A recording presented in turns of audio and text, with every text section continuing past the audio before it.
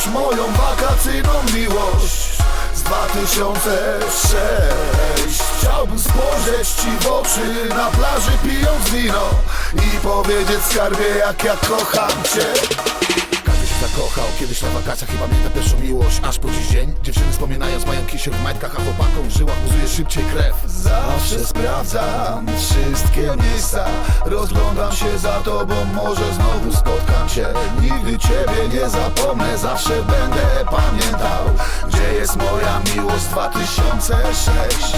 Sopot, Szczecin, Gdynia, Gdańsk, Ustka, Hel i Świnoujście. W poszukiwaniu pięknych dam, tylko brat nie wypadnie za burtę. Złocisty piach, szum morskich fal. Nie mogę się doczekać, kiedy znów pojadę tam. Z moim fartem znajdę ją, plus jaki skarb.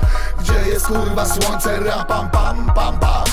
2016 i kurwa jestem, wieje jak chuj i sypie deszczem. Ciebie tu nie ma, cały czar prys, tylko zimna mam kurwa dreszcze. Chciałbym znów zobaczyć moją wakacyjną miłość z 2000.